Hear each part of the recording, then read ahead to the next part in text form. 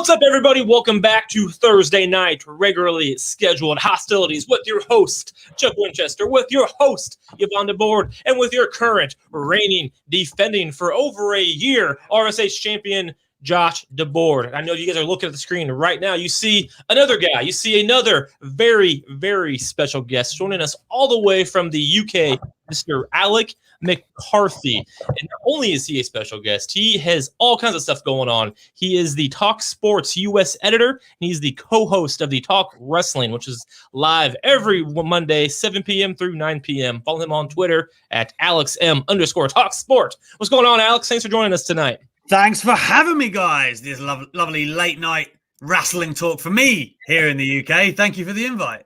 Absolutely. Hey, man, our sun's still out over here, so, you know. I mean, I want to hear about this, year-long championship reign going on here. What's this? Did you even bring the title? Yeah. Oh, yeah. We have a championship over here at RSH that we fight for every.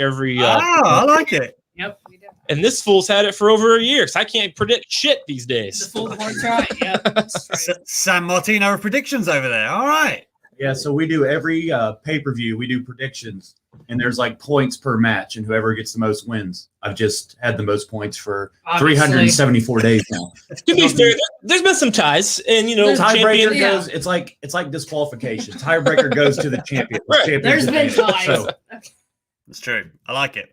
I'm the Walter of RSH. Oh. There you go. Yeah, fair enough. So speaking of Walter in the UK, so before we get going here, Alex, tell us a little bit about yourself, what you do over there, what you podcast about, and just basically how we can find you and what you're doing. Yeah, man, that's a loaded question, even though it's not really from your end, but for me it is. I mean, for TalkSport, I'm the US editor, so I cover UFC, boxing, and, of course, WWE, AEW, pro wrestling, if you like. And, man, TalkSport, for anyone who doesn't know, obviously, if you have US viewers, we're like the biggest sports station, well, one of them in the world, but certainly in Europe. So to be able to get this role with them has been great. I've been out before the world was crap.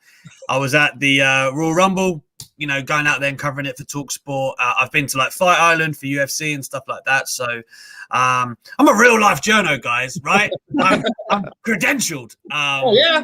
So yeah, that's like my bread and butter. And then really just through my work there, because the numbers were so good with wrestling in particular, the station were like, well, maybe we should just do a wrestling show. I was like, yes, we should. And that's been going great, man. Like the guests we've had on there, I'm so pleased with, obviously, because of the WWE access and stuff. Heyman has been on, Undertaker, Rollins, name them, Omega, Cody. It's been great. That kind of turned into a podcast around WrestleMania season. So those two are like my pride and joys. That's my day job and the radio show. But I do YouTube as well. You can see it behind me. Alex McCarthy's Wrestling Daily. We're kind of under the Wrestle Talk umbrella, which a lot of guys know about. And that's how I stay busy in wrestling, man. Those three things keep me up at night. Hell yeah, man! That sounds awesome. And now I feel like I'm talking to like a real. Now I'm nervous. I know, right?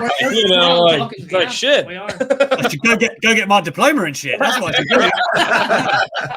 do. Well, that's awesome. Hey, appreciate you being on. And are you guys ready to talk some Hell in a Cell?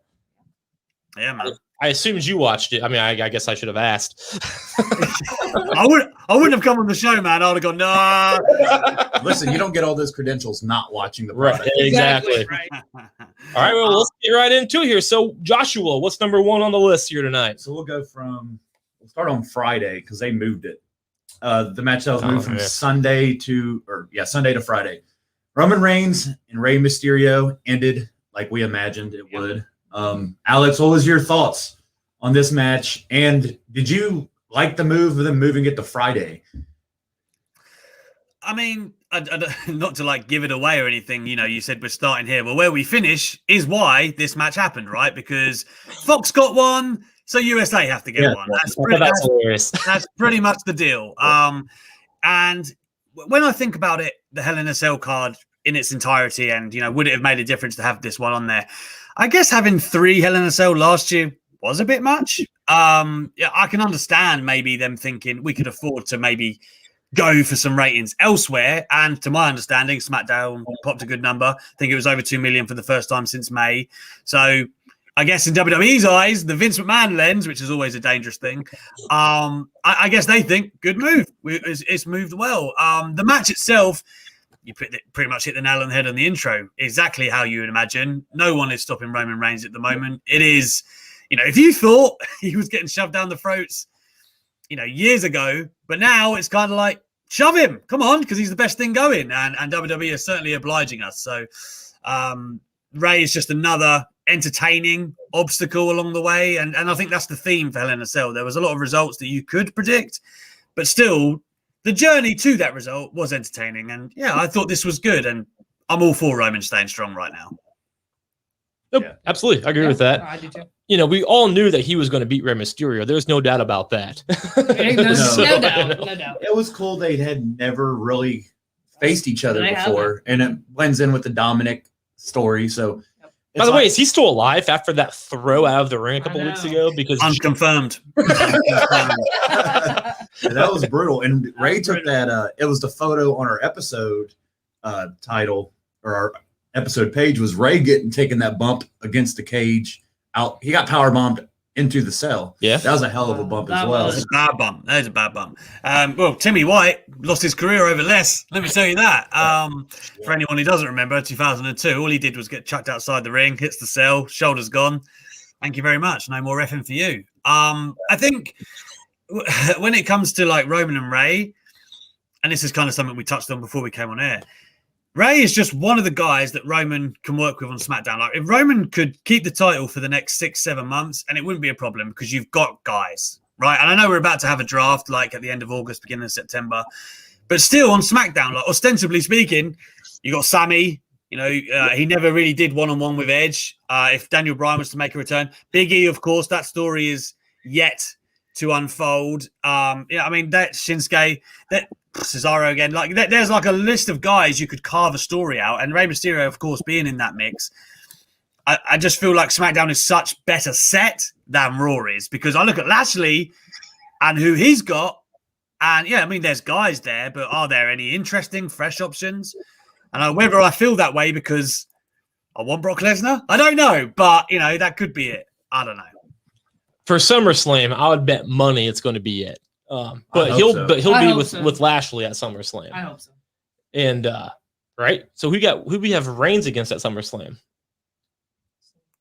Right. Yeah, Right, John Cena is my favorite wrestler, in my opinion. Die hard favorite. I don't know if he's the greatest. He's not the greatest wrestler of all time, obviously, but like he's not even the best rapper of all time. Jesus Christ, he's not really a rapper. But like to me, Cena's like Mount Rushmore. He's one of my four. My gosh. Easily. Like every guy, like it's like Hogan, then it's like Hogan, Flair, Rock Austin, Cena. Now it's Roman, but Vince doesn't really want a guy anymore. It's not Roman, man. So who's the four then? Who's Cena in there with? Just out of interest. It's just Cena. Just four Cenas on Mount Rushmore. Cena was the guy. It's the Doctor of Thugonomics. No, like, and then it's the. But like when Cena, ruthless aggression. Listen, when Cena had his run, there wasn't really a second guy. Like I guess Orton was his biggest rival. In that aspect, it would be Punk, Reigns, but Punk was there too. Yeah, Punk. I think Punk was his most. He wasn't. Edge and him had a hell of a rivalry too. I know what you're trying to say here. Like Punk wasn't, but Cena was the face of the company. But if we're talking like who was hot at the same time, I mean, Punk and Bryan were probably the two hottest during Cena's reign. Absolutely. When you talk about like the guy though, like I look at it as a guy who got outside of wrestling. People who know that guy who don't watch wrestling. Definitely John Cena. I don't think CM Punk. Like my mom wouldn't know who CM Punk was, but she knows who John Cena is. I don't know if that's my criteria for Mount Rushmore either, though. Do you know what I mean? I know that you're saying that that's to be the guy, so it's slightly different. I get it, but I mean, for me, Mount Rushmore, it's like, and this is going to sound like super nerdy, but like, how much impact did they make? Right? Like, for Austin, you could say he made a tangible impact. He actually changed the course of business. You could say the same for Hulk Hogan, right? They basically put WrestleMania on his back, even though I don't particularly like Hulk these days, but can't deny facts. The Rock as well. Like he's again, like him and Austin is, I guess it's skewed because they're at the same point. But in 2000, business kept booming. Austin wasn't there. Rock carried it, and he's probably the most famous guy to ever come out of the business. And I guess Ric Flair as well, you could say, was the last great world champion, like in the essence of traveling territories and whatnot. Like there's a lot of things. Whereas Cena was where he was. He was part of the machine. That's my only argument against him. I love Cena. I'm just saying, like, if you're going to stack him against other guys, that's when it gets difficult for me. But that's no disrespect to Cena. I still love the guy. Now, Mount Rushmore is the one. To me, it's one of like the best debate topics you could ever have.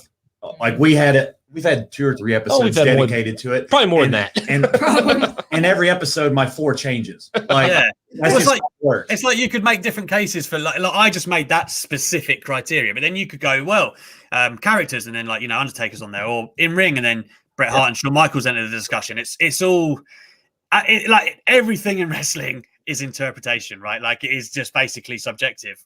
That's what you gravitate towards, and everybody gravitates towards different things. So the way you are about Cena, I am about The Rock. Like so, it's fine. Oh yeah, I love The Rock.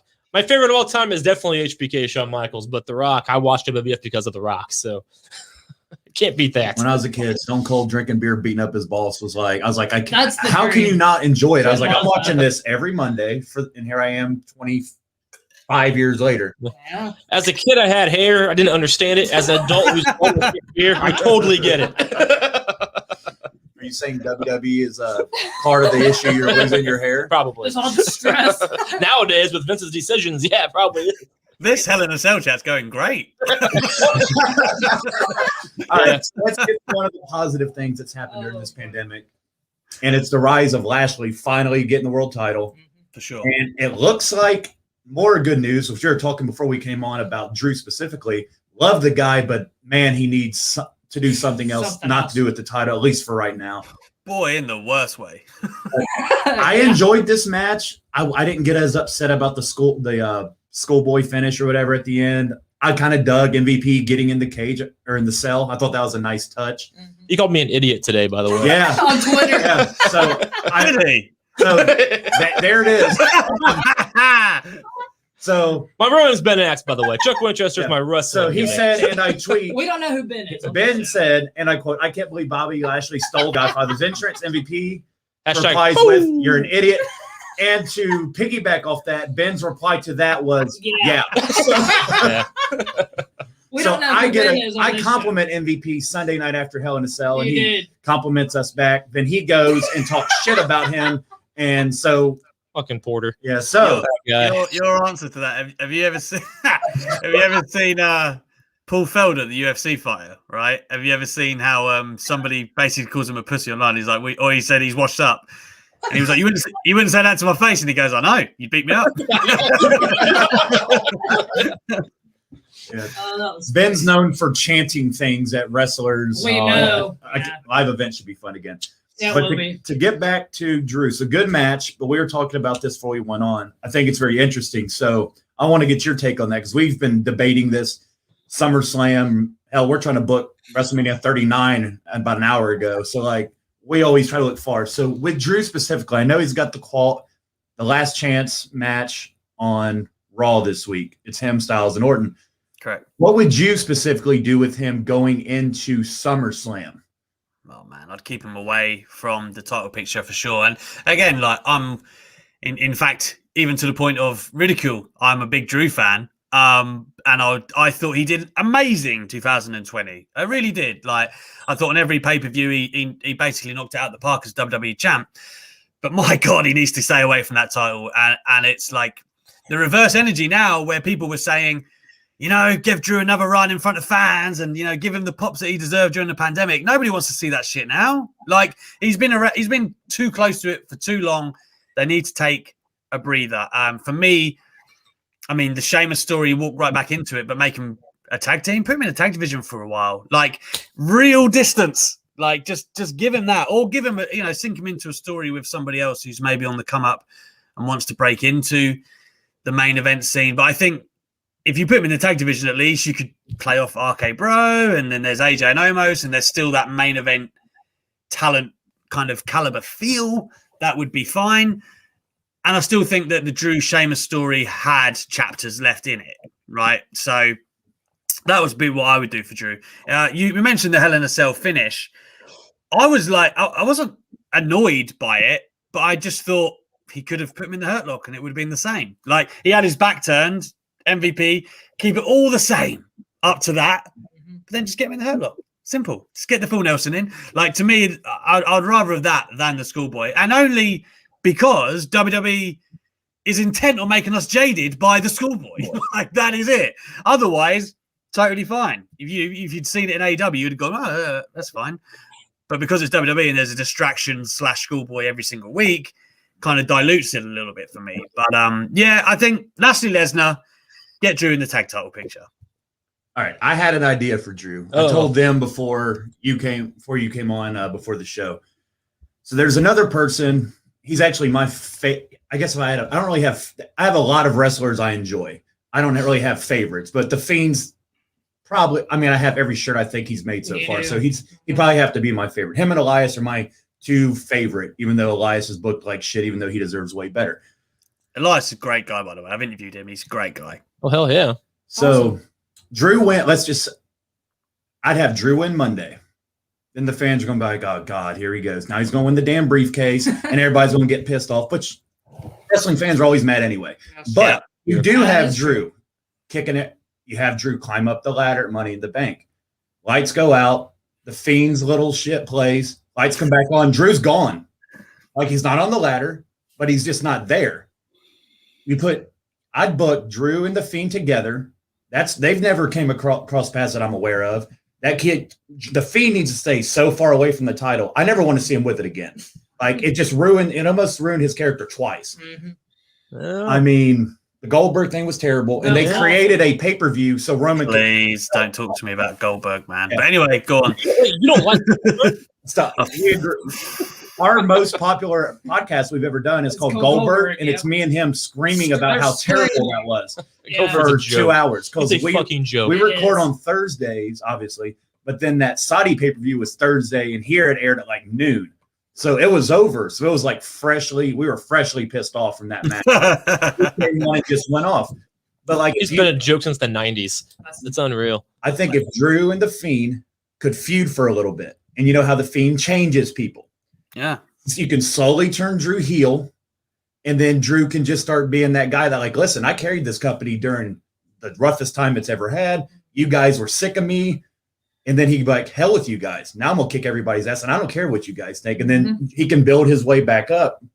Then he's inevitably going to get in the title picture again. I just think he'll do it on SmackDown because you mentioned the draft. I think Drew and Roman are likely to swap.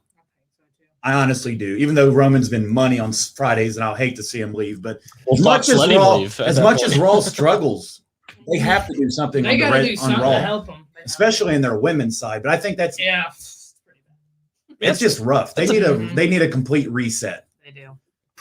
I mean, it's a plaster over a Band-Aid, though, putting Roman over there. I think it's more likely to drag Roman down than he is to drag the show up, right? Like, Roman's been money on Raw because on SmackDown, the issue would be if you take Roman, then you're taking the Usos, and then that's really going to hurt SmackDown. That's been your cornerstone for the last almost year now. I hope he stays, and Jimmy's finally on his side, so that's good. Yeah. I think if you're Fox and WWE, like, that's your most lucrative deal, right? Certainly your most valuable one in terms of eyes and stuff. I think they'll do their best to keep their biggest talent there.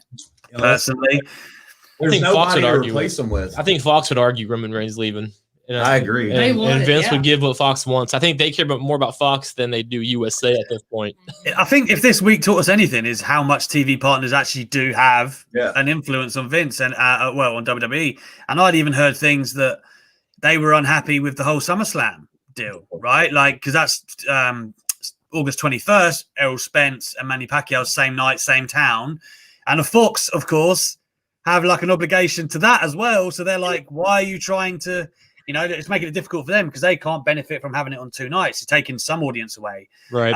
And USA, I think, we're annoyed of getting mucked around as well. So that's what I heard anyway. So the networks weren't happy in the first place. Then Vince's idea is, I'll placate you with Hell in a Cells. You both get one. It's fine. It'll be down, but still. now everyone stop bickering. You get Hell in a Cells. So yeah, I don't know. Like with the draft, it's a complex one. But again, first of all, I liked your whole idea for Drew. I guess the only thing is like the Fiend typically targets people who wronged him. I don't know if Drew's ever wronged him, but other than that, though, I like to piss him off. Yeah, surely. Yeah, his whole run's pissed him off. Yeah. Other than that, man, I like it. And I think Drew could definitely use that. I do think Drew is better as a face. I think I'm alone in that. But again, if you're very good as a heel, you make your way back to a face anyway. So it could work. Well, I know their opinions on this guy, but I feel like this is a feud that has to happen. Jinder. He took a shot at him on Raw. He took a nice little shot at Drew on Raw. He did. That's a feud with 3MB. I mean, yeah, granted, that's a main event. Don't hinder Jinder, okay? Oh, I'm a Jinder guy. I like Jinder. Not so much as he's not an in-ring performer that I'm like, I can't wait to see a Jinder match, but I like Jinder. But like, I don't know if Drew Jinder is like a SummerSlam-esque kind of match, even though I think you know what I mean? Like Drew Jinder, it's like Fiend barely a Smackdown match. It's like Fiend and Drew would be like shit. I mean, this is new. Like all the reports are they want to do SummerSlam WrestleMania big. Like Fiend's going to be there, Drew's going to be there. If neither of them have anything, why not? Would make sense. And the thing is, like, I mean, it's probably the most interesting thing you could do for Jinder, but they were going to do this when Drew had the title. You might recall. Jinder was in line to have a feud with Drew last year, but then his knee went and he had to go away and get surgery. So it's not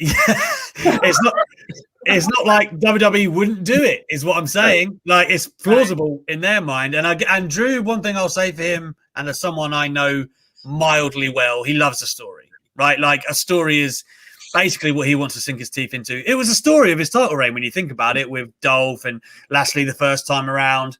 That's how long ago that happened, and all of that good stuff. Even with Roman and what was his Orton, that went on forever as well. Yeah. So I think Drew, if that was put to him, would be very interested. Put it that way. That's fair. Whether we are or not, Drew would be. So there you go. That's a good point. I was a fan of Jinder's title run. I don't blame him for the shitty booking. So boring. That was a terrible year. I tried. I want to be nice to you, but I can't. Brother, that title run. You can't wait. There's a few things I'm alone in, and Jinder's one of them. Definitely alone. 2016 was so boring on SmackDown. It was so rough, and that's all because of Jinder Mahal. Oh, that's a sweeping generalization if I ever heard one.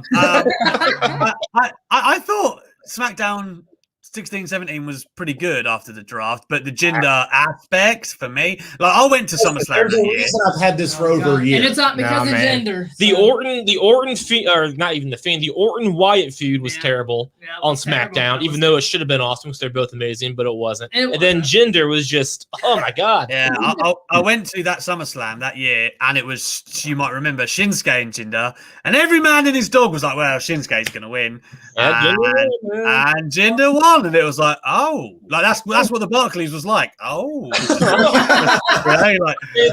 I need to watch SmackDown next week. But that was like the birth of Becky Lynch and people like that. You know, there was some good stuff going on over there. Sure. And The Miz was flying as well at that point. I know that's not everyone loves The Miz, but he was doing the best work of his career. Yeah, this is awesome. He is cool. All right. He's do it. I guess that's that catchphrase just wrote itself. All right. So the Blue brand, man, like I feel like everything at Hell in a Cell SmackDown related was great, and Raw was like it is on Monday nights. Yep. So going back to the first, I thought was the best match of the night was the first Hell in a Cell. Mm-hmm. Bianca, like I saw it on Twitter. Somebody tweeted that like she won the Rumble, won the main event at WrestleMania. One hell, like what a 7-month span for one, absolutely. like especially a woman. Like that's one of the most impressive 7-month runs in history for a woman in WWE. I think Bianca and Sasha's the next chapter is going to be what happens next. I think a Bianca Carmella feud might do filler at Money in the Bank or something just to get her to SummerSlam.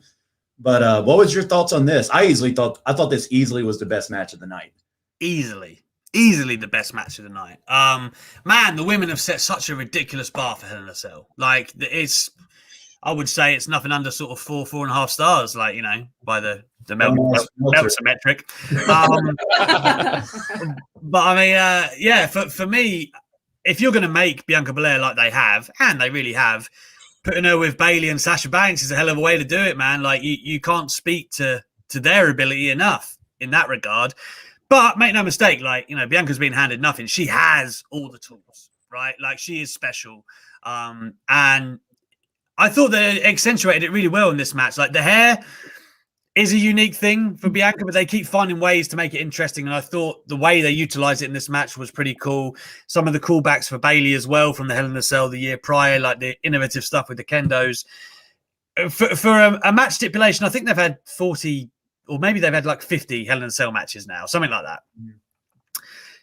To keep doing that fresh is really difficult, right? Because the shock aspect of like Shane McMahon off the top or something is like, it's going to be rare is not even the word, right? But to make it brutal and fitting inside the cell, I do think it's difficult. And I think they did the best job of the 4, although I did like the one on Raw. I thought they did the best job of the 4 at doing that and making it fresh and memorable. I agree. There's 4 Hell in a Cells. I thought they were all pretty good, but I don't want to see another one for about 5 years. Yeah. Like they did. Like it was all good, but like I mean, that's the thing with the gimmick of the Hell in a Cell has kind of lost its. It used to be like, it was. I'm a hater of gimmick pay-per-views anyway. Like I much preferred when my prime of watching wrestling was like Turn of the Millennium, and it's just organic. Each pay-per-view could have something mad on it. Like this year, heading into Hell in a Cell, I was like, what match deserves to be in Hell in a Cell? Like who hates each other? Like no one did. It was, it was just forced and yeah. And every year it seems forced because it's a gimmick pay-per-view. Like every year it's this way because of that fact. I think like the last real one was, Taker versus Triple H at whatever WrestleMania that was. Yeah. And that felt like, that deserved to be in a cell. That was the end of an era. That was a huge. Yeah, that was. Yeah. And since then, and even a little bit before that, it's just been so forced that it might as well just be a regular cage match that's, very PG these days.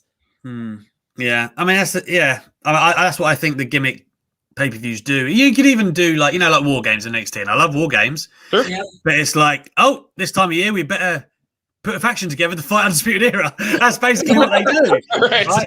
It's not organic. It's like you can telegraph it coming weeks out. And, and it's the same with, even when Kevin Owens and Shane had the Hell in a Cell, same thing. Just however many weeks out. Oh, Vince McMahon's headbutt and Hell in a Cell. Here we go.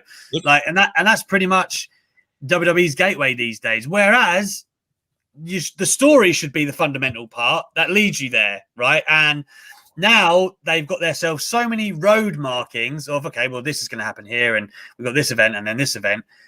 That's how they map out their stories. And it's the powers in reverse. You don't get that organic, rise or it doesn't work for me. Nope, I agree. And having 4 Hell in a Cell matches in literally 3 days, Friday, Sunday, Monday, like that's just there's nothing.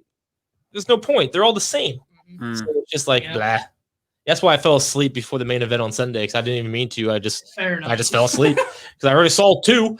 That was so, is what it is. Yvonne, you got anything about that one? Bianca looked amazing. It was her first Hell in a Cell match she's ever been in. It was awesome. Yeah, Bayley's doing such good work. I like Bayley. She's one of ding dong. She's one of the MVPs of the pandemic era, I would say. Like she really took the ball and ran with it at first. Now I want her to fight Michael Cole at SummerSlam. That's what they're saying. That has to pay off at some point. It has to. I mean, Michael Cole can put his undefeated record up. He is undefeated. Because he is undefeated at WrestleMania. He's the only one left because Undertaker lost. I mean, thanks, Brock.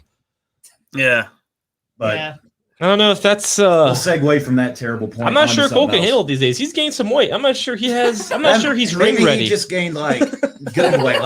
Yeah, Michael Cole's in good nick. Yeah, he worked out. Yeah, all right. I mean, Bailey will kick his ass still. Yeah. I mean, it was a bump or two, I think. It was literally criminal that she didn't have a match at WrestleMania. Like literally criminal. Yeah, You know, you look at the. Well, I interviewed her the week of it, and I was for sure like certain that she was just, you know, when she said, "Oh no, it just didn't happen," I thought, "Nah, something will happen," but it didn't. And it's weird because when you look at the WrestleMania card, they had 4 women's matches, 2 of them linked to the tag title, the others with the 2 title matches. They had no stories outside of title pursuits. Like, how could you not find a story with Bailey and literally any other woman on the roster? You know, trying to get to her level. That's a story to tell right there. But no, apparently not. Yeah, because the Raw story was, I'm Rhea Ripley. Yeah, like, I thought Bailey might have been injured or something. Like I thought there was something going on behind the scenes that we didn't know about as fans. I couldn't believe that she just didn't have a match just because. Yeah. Well, that's the thing with Raw. That was like their 3rd choice match. Remember, like they wanted Lacey Evans and Asuka. Sure. Drink that in for a second. They wanted that as the Raw match, and then they wanted it to be Charlotte and Asuka. Josh again, and then Charlotte had the whole fake, phantom pregnancy COVID debacle that she had. Whatever it was.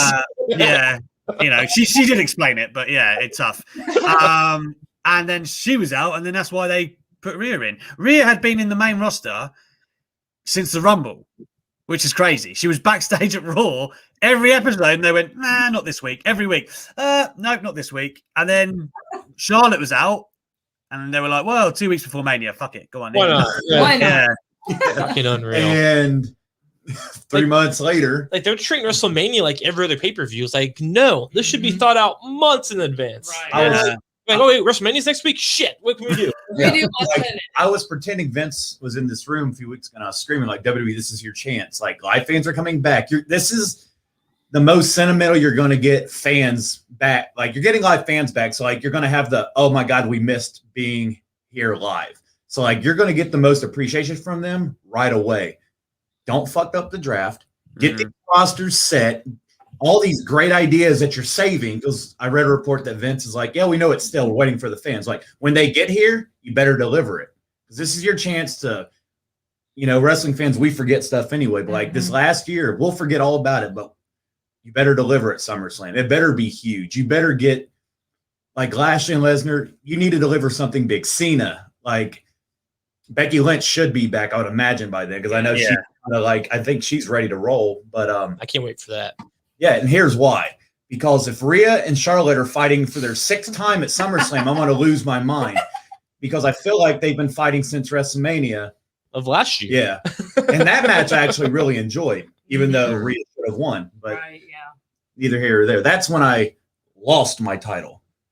Because of Charlotte. Yeah, Charlotte responsible for every time I've lost. And you fought match specifically because I always pick against her. And then she goes over. She's my then girl, I dude. pick her, and then she loses. So I can't get it right. I love Charlotte. Me and Chuck pick her with no problem. It helps us. With you, it doesn't. Yeah. So that's weird. What are your thoughts on the end of this one? Yeah, I thought Charlotte and Rhea Ripley. You said it there. The 36 match was really good, and I thought this was a really good match until the finish. Like, this is maybe the best I've seen Charlotte like on offense in ages, like particularly since she's come back like from the long break she had anyway. This I think was her best showing. Just the finish that hurts it. I get what they're trying to do, but it's a shite DQ. It really is. Like, out of all the DQs they could have gone for, you know, people break tables and it's fine, but you know, don't throw them into it. I don't know, like I just feel like it was weak, but I understand that their narrative here is Charlotte kind of gradually turning Rhea to the dark side. And that would be, you know, after the match, the little dialogue they had where Charlotte was like, you know, finally you're getting it. And Rhea was like, I only did what you would have done. And the same kind of thing on Raw where Charlotte kind of said she was proud or like respected Rhea for taking that route. And you can see that that's happening. And that is probably happening because that leaves a great little wedge for a babyface to come in named Becky Lynch, I would assume. Yep, absolutely. Imagine that pop Oh wow. when her music hits. It's gonna be awesome. It's like Cena's music. He's going to get a reaction. I couldn't tell you what it's going to be, but it's going to be half and half. I think it'll be quite positive this time. I agree. We talked about that last week. I think they're going to like. He's a bad guy in Fast 9. We all hate him now. Boom. Nobody. I'd cares. cheer him. If I was at SummerSlam, I'd cheer the guy. I like Dom. I'm a Dom guy, so I hate his evil brother. Oh my god, this is not that podcast. I've never seen that. Yeah, so I agree because we're doing our SummerSlam stuff later. That's my SummerSlam predictions: Rhea, Charlotte, Becky, and a triple threat. Because Raw just doesn't have anything right now until hopefully. I think when the draft happens, maybe Bayley comes over and Asuka goes to SmackDown and they can refresh that a little bit. But for now, I think these are your 3 women you're going to focus on: is Rhea, Charlotte, and we know Becky's going to be back, and they're probably waiting for the live fans. Yeah, I think Bayley and Becky is like the obvious thing that will probably happen on Raw. I would assume, like, if I would be shocked if Bayley didn't move over, and then that's the only one of the 4 horsewomen that haven't really faced each other. So, makes all the sense. Yeah, and Bayley's been babyface. I think anytime they've been around each other anyway. She has. Yeah. I mean, we forget Becky's been gone since WrestleMania of last year. Yeah, the Raw She's after been gone a long Mania. time, yeah. I think the only time that they did work maybe was Boss and Hug, or the Golden Role Models, whichever they were calling themselves. They were tagging against Charlotte and Becky. Do you remember that? Madison Square Garden, they did that. But there hasn't been like a program for Bayley and Becky. And that would be a good one. It would be good. I'd watch it. All right. I definitely want your opinion on this because it's one of the few things we agree on. We're a fan of the Alexa Bliss character. But we're in Ohio, so we have that bias because she's from Columbus, Ohio. Yeah. What did you all right, so this is a loaded one. So what do you think of the character now? Because it seems like everybody loved it. Then it's like, okay, the Fiend's gone. Some people are like, she needs it. Some people are like, drawn out. She's got it. Then they're like, what the hell is she doing with Shayna? Oh my God, they're ruining Shayna. So what do you think about this Bliss character? And is Shayna ruined? Because I feel like that's a little bit exaggerated, but yeah, that's like the buried term. It's always a terrible term. That is the most misused word in wrestling. That is. Like, Really? you lose a 30-minute hard-fought match, like they just buried Drew. It's like, no, they didn't. Like, people love throwing that around on Twitter. I love Alexa Bliss. I've always been a supporter, and I think you may have seen on Twitter, I'm kind of a defender of her in this character. I say that she has, if for anything else, you might go, oh, I'm not into that supernatural or whatever, but I don't think anybody in their right mind can deny that she hasn't pivoted amazingly well into this character. Like, she is entertainment. She is so comfortable, which is crazy to think, in this character. She's really, really good at it. Do I love like the Lily aspect? Not really, if I'm honest. That doesn't work for me too much. Did I mind the stuff that she did in this match? I thought it was a really good match, frankly. Like the aggressive offense from Bliss was really good.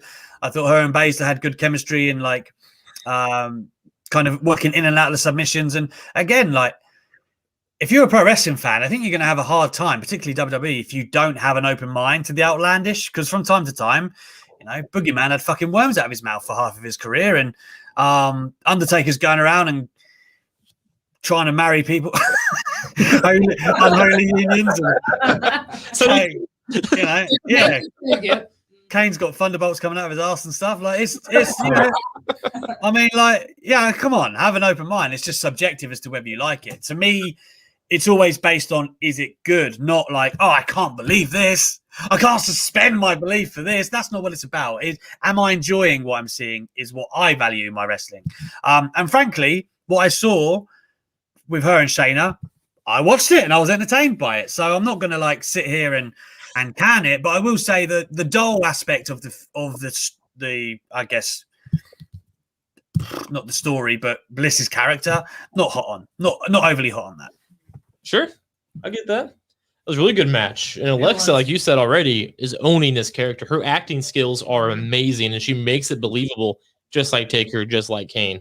Anyone who disagrees with that is just mad at what the character is doing. Do you know what I mean? Like, Yeah. it's not for them what Bliss is doing, but I don't think you can deny that Bliss isn't doing a good job. They're two different points that I think Twitter gets skewed sometimes. Sure, and sometimes people just want to complain just to complain. There's that too. Like, you know, it doesn't matter. Oh, that's bullshit. I can't. You know, that's unbelievable. Well, yeah, most of WWE is. Yes. So, Yeah. you know, I feel Bliss is one of the people on the roster that you could be like, here, make this work, and she'll be like, okay, dude, her and she acting will. skills are phenomenal. Like She I feel will, like yeah. she can take anything and just make it work. She will.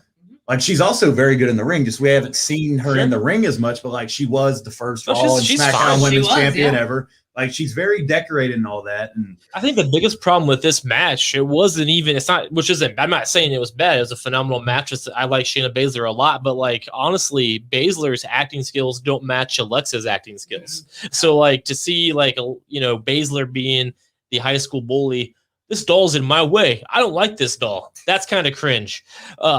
But without that bullshit, they were awesome together in the ring. Yeah, that's what I mean. It's two different skill sets, right? Like Baszler, you know, Bliss is good in the ring, but Baszler as a technician, I think there are very few peers in WWE. And I guess that's what you're hoping for with that mesh. But I do agree with what you're saying. Like, there's some of the segments come off a bit like, oh, you know, and maybe that's my detachment from the doll. You know, Shayna, you didn't sell for the doll enough. Come on. That's exactly correct. And, you know, Baszler is the kind of person who she is legitimately could probably beat definitely me and you, and, you know, most people that she encounters. So, like, she's a legit threat. Yeah. She's badass. You look at her MMA record, she was in there with Amanda Nunes and shit. Like, I don't want to fuck around with Shayna Baszler. No. Like, she could be their full-time Ronda Rousey if they wanted her to be. Yeah. Well, it's funny. Like, I was talking about this earlier. I don't know if you ever heard the Shayna Baszler interview she did with Renee Paquette, but she did. There was a story from that where she said that her and Natalya in the Performance Center era of TV, that's when they were taping shows, and they did a match, and it was a proper like shoot style match almost, right? Like a lot of like amateur wrestling and holds and a lot of submissions and stuff. And they went to the back, and Vince McMahon was like, "What was that?" It was like, "Go do it again." So. Can Shayna Baszler be who Shayna Baszler is? That could be the fundamental problem. Absolutely. I agree with that 100%. oh, we got a few more minutes with you. The last two of the card, Zayn and KO, and Rollins and Cesaro. I thought they both delivered. I feel like these four guys could fight each other. Like, any four of these guys could fight each other, and it'd be a great match. Like, you're never going to get a bad match out of any of these four. So what do you think is next for Kevin Owens? I know he's on a hiatus right now, which I think's just a couple weeks off, and he'll be back when the fans come back. Yeah, pretty much. Do you know what? The outcome of these matches is, from a WWE perspective, very predictable. I didn't imagine Cesaro was going to get the clean sweep over Seth. Right, like I just didn't imagine it happening, because in WWE's mind, it's like, oh, you have to get your heat back, and the same thing for Sammy. Like, the dude's barely had a win in the last 2 years, despite being the IC champion at one point. And obviously KO beat him at Mania, so like I'm sitting there thinking to myself, well, Sammy will probably get the win just because KO got the one at Mania, and what happened, of course. But in terms of the actual matches, exactly like you said. How can they have a bad match? But I think Owens and Zayn in particular, and the way they actually worked to kind of service the is it the Nigerian thumb, or I don't know what they calls it, right? The thumb attack, yeah. KO was selling that before the match even started. Yeah, the Nigerian. I got it. Are you ready? No. The thumb drive. No, it's the Nigerian. It's the Nigerian nail, I think is what they. The nail. That's right. There you go. He's gonna get you. And So I mean, I thought they sculpted a match incredibly well around that. And as far as like, you know, Cesaro loses nothing in that Seth match because. And by the way, that's a crisp roll up. That's a good version of a roll up. Again, mission accomplished on both points. You know, all four of them move forward unharmed. And I think Sammy did need a win at some point. Yeah. I was happy to see him when I actually predicted Kevin, because I didn't know We all picked KO. We all picked KO. And We all did. you know, just to add to the documentary, you know, with Sammy keeping, you know, still losing. Yeah. But I was really happy to see him win. That was. Yeah, Sami Zayn's been. It's like SmackDown. Sami Zayn's one of my favorite parts of SmackDown Yeah, every me week. too. Like Me too. unmatched. He's great in the ring. He's another guy that I hope he's in Money in the Bank. Like I hope if I had the pin, as people say, these would be my 4 from SmackDown that's in Money in the Bank. I would take these 4 guys: KO, Zayn, Cesaro, and Seth, and I'd put all 4 of them in. I know Apollo is going to be probably. I think he might be one they put in, but he's already a champion. But he's only the IC title. Remember that one time Seth had like the tag belts, US belt, and the world title. Yeah, he did. It doesn't matter. Like I'd like to see Cesaro get the briefcase. Him or Big E would be my 2 picks. Mhm. Me too. But, Me too. I want Big E, man, all day. Yeah, Big E or Cesaro is who I've been lobbying for. But I mean, I think it's a great point you make, because I've seen a lot of discourse that SmackDown's only good because Roman Reigns is like the common thread and he's hot. And I totally disagree with that. I feel like Sami Zayn, again, has been a constant great part of that show. And at its hottest, Bayley and Bianca, like when SmackDown really turned hot after SummerSlam last year, you had Bayley and Sasha, and you had Roman fresh in the storyline with Jay. That was like an electric time. And then you filter around that, like Daniel Bryan doing stuff with Cesaro. I know he's not there now, but the point remains. And, even like, Rey Mysterio and Seth Rollins in the never-ending feud, and Buddy Murphy. And, I'm not going to go down that road. But they had, like, in a 2-hour show, they had so much talent. And they had like 2 red hot angles more often than not, and entertaining people. Like I didn't even mention Kevin Owens there. I just feel like they've always, even the Street Profits are a great team to have on the show. Yeah, absolutely. SmackDown for a 2-hour show are just loaded, and I feel like that's been their secret more about anything. You need like that focal point, which Roman is. You think of any great show that any great period of time, I should say, for Raw or SmackDown, there is a pillar at the top, but. I do think the supporting cast is vastly underappreciated. I agree. I mean, the fact is that you just said SmackDown has been the best WWE show. And outside of NXT, don't jump on me, but like that's been better than Raw for the last couple of years. And Roman was gone for a while because of COVID, and it was still, before he came back, was better than Raw most of that time, in my opinion. Mm-hmm. Mm-hmm. And because of that supporting cast, they kept it going. They kept me entertained. So then, you throw Roman in with that new gimmick of his. That's perfect. That's a cherry on top of an already great show. SmackDown flies by. It does. Like when it's damn. When Raw, it's like Too long. like I enjoyed this week. I really did. I felt like it got a lot of shit on Twitter before it even aired. Like, oh my God, Eva Marie's going to bury Asuka. It's like they didn't even win. Like, shut up. And they're like, oh, we're going to get Orton and Styles and all these.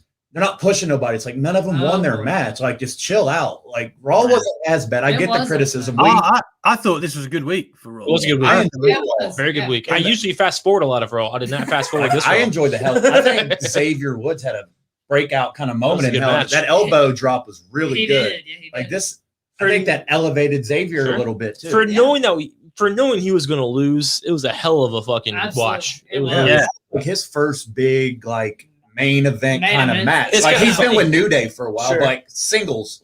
He's really good at the Hell in a Cell, because as we talked about before, the the New Day versus the Usos at Hell in a Cell. Yep. They were really, really good in Really that good. match. Really good, really good. But the thing with Xavier, right? Like Big E is like almost, and don't get me wrong, like his charisma is obviously off the chart, but he's like the obvious one out of the New Day, because I don't know, again, that WWE lens, if you were to pick one of the 3, it would be Big E, right? He's like the WWE kind of pushy guy. Kofi is obviously the tenured veteran who has all that love and respect. So Xavier, like almost by default, but not ability, is almost the forgotten one of the 3. Sure. But he absolutely has a lot to bring to the table. I think he's proven it time and time again. In whatever capacity he's used in, like you used this for Alexa Bliss earlier. Xavier Woods knocks everything out of the park. When was the last time he had a bland performance in any kind of way? Never. So I think his time will. I don't know if he's going to be like a world champion. He might, but I think his time may come. But Big E's ring. He's been building for that for years, right? He's going to be the next king of the ring. He's been asking. He just wants to be like. I'd have him. He's been clamoring for that for years. Mm-hmm. I listen to their podcast every now and then. He brings it up. I feel like every other is like king of the ring events. And I know they said USA and Fox been pitching more gimmicks stuff to have on TV. King of the Ring's always a good one, especially since Corbin finally. See, that gimmick's finally over after like that's 20 where years. I disagree. I think King of the Ring has been irrelevant for the last 20 years since Stone Cold did his promo at King of the Ring pay-per-view. It could work if used right. Like King Booker was a great hated King Booker. Well, you're supposed to hate But King. that was the point. Of course, you meant to hate King Booker. In a negative way. I couldn't watch his stupid fucking foot on my television. Jesus Christ. I thought King of the Ring did good work for Brock Lesnar and Kurt Angle. So you say last 20 years, I would argue 20 years ago. But you say in the last 20 years, you know, there's only been 2 King of the Ring pay-per-views because it stopped in 2003. So I'm just using that argument. Regal They've was been a on great Smackdowns, Yeah, haven't they? Regal was. Yeah, it was. And I like what they're doing with Shinsuke too. Yeah, He's that's finally pretty on cool. TV. I like Shinsuke. I agree with you. The layers of SmackDown's a lot deeper, and I don't even like calling it the undercard because it's so good. Like the Prophet, the whole 2-hour show just feels like it's an hour. Like next week, right? They could go, do you know what? We're going to have Chad Gable and Roman Reigns program. And let me tell you, it'd be fucking good. Right. But that's what SmackDown have got. They've got talent and depth all over the show. Stuff that you wouldn't even think about. But yeah, Raw. I don't know whether it's a 3-hour thing. I mean, that definitely is a thing. But I do think that's too many hours. They need the draft in the worst way as well. So we'll see. Absolutely. It's time to mix it up. Yeah, it is. We need to shake up a draft, whatever you want to call it, but it needs to happen. It needs to My happen. only concern is that they're going to take everything, like maybe not Roman, maybe they'll leave that alone. Like they're going to be like, man, Sami Zayn works. This works. This works. We're going to put this all on Raw, and it's going to fix our problem. And then that's going to end up the same way everything else is on Raw, and we're going to end up hating that. And then they're going to send all the other stuff like Drew over to SmackDown, and that's going to be amazing again. It's like SmackDown and Raw are on 2 different companies. Like the way SmackDown's booked, it's like long-term storytelling. The booking makes sense. Logical finishes. In Raw, it's like, this isn't WWE, is it? Like then you look at NXT, and it's like SmackDown and NXT, I feel are head and shoulders above Raw and most everything at this point. Yeah, I just don't get the disconnection. There's a lot of good talent on Raw. There's a lot of people I like, but it's like it's not their fault, I guess, that they're not in compelling storylines or ongoing things. You know, and the old adage that is now becoming that Raw isn't really written until up showtime. Yeah. I honestly think it's vastly, you know, okay, for one, Roman Reigns and Paul obviously have a big say in what happens on their character in particular on SmackDown. And as we mentioned earlier, a lot trickles down from that, which is helpful, I think, to SmackDown. But for Raw, I think Vince gets there on Monday and he's just like, what are we doing? Right? Like, whereas you hear all stories back in the day, everyone's around Vince's pool and they're spitballing ideas. He ain't got time for that shit now. He's got his fingers in so many different aspects of WWE that he doesn't have time to sit there and go, all right, this is TV. Whereas Tony Khan is writing literally like months and months of TV because that is his like singular vision. I'm not saying that he's not busy, but that's what I'm saying. His focus is on that. Whereas Vince is much like the money's in Vince's mind. I'm imagining he's thinking all these $1 billion deals, like how could it possibly be going wrong? Right. Sure. It's going well for him. So I don't know. I feel like the infrastructure and the fact that they have about 40 writers is the problem. Yep.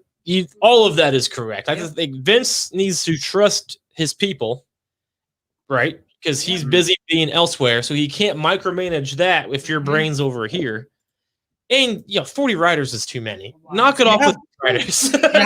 you have to remember as well, like they could hire anyone in the world to write the show. Anyone. Tony Khan himself could come on over and write Raw. But at the end of the day, his ideas would still have to be approved by Vince.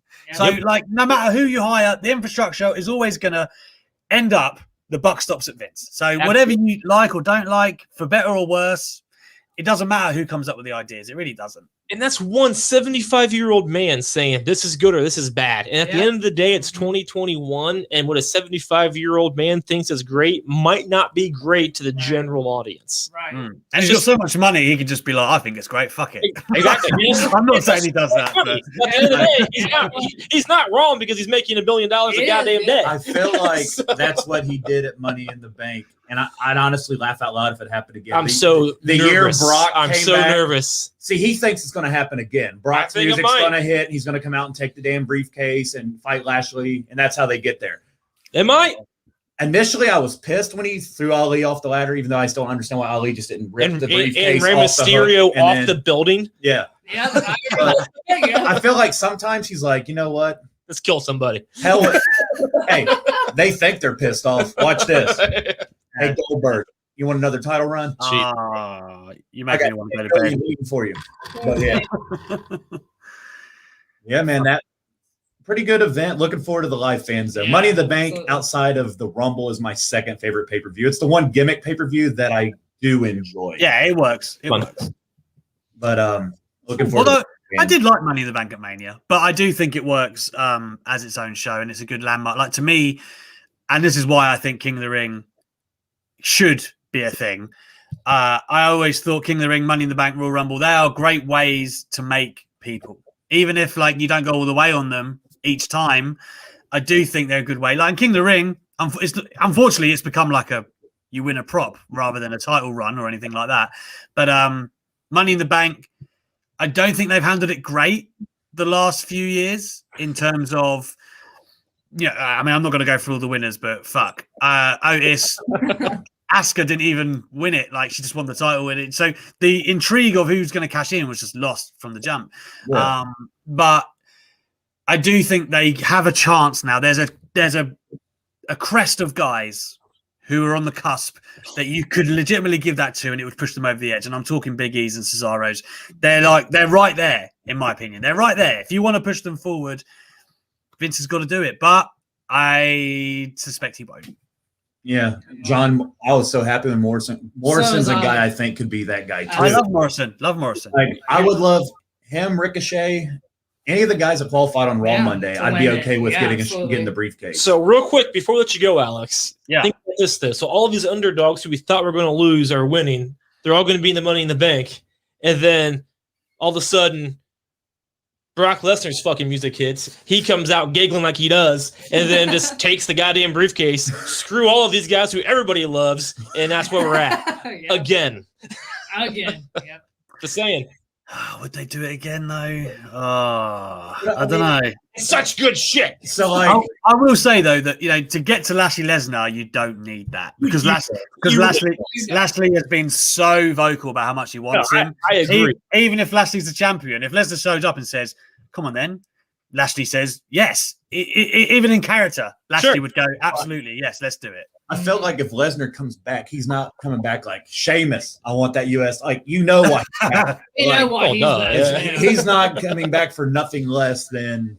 And that, like, I agree. He doesn't need the briefcase. No, I don't think he needs it He either. doesn't. But Vince could be like, "Oh, that's good shit. Let's do that." Oh, like he said, they could rip that up an hour before the show. Like, oh well, because I've read where they've had like, well, I know a couple of the Nexus guys at SummerSlam where Nexus fought it was like Team Cena or Team WWE or whatever it was. Yeah. They said they changed that ending like 3 different times. Like Nexus was going to win, then them. Then it's like, and Vince was like, give it to John Cena's team. And that's when Nexus kind of plummeted. I think Cena had a lot to do with that. Yeah.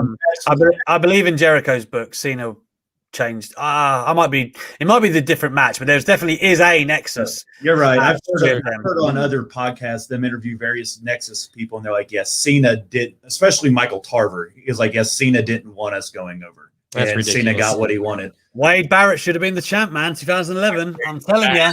Oh, no, I agree with that all day. All right, Alex, I know it's late over where you're at. I know you're ready to get the hell out of here. So before we let you go, tell us one more time where we can find you, all your social medias and all your show outlets. Yeah, you see it there, Alex _Talksport. That's my Twitter and Instagram. So I'll always post my interviews and news and stuff on Twitter. So that's probably more worthwhile for you. But I do post clips and stuff to my Instagram. There's going to be one of Mansoor tomorrow talking about taking a shit in Shane McMahon's dressing room. Nice. So that's a good story, a hot scoop.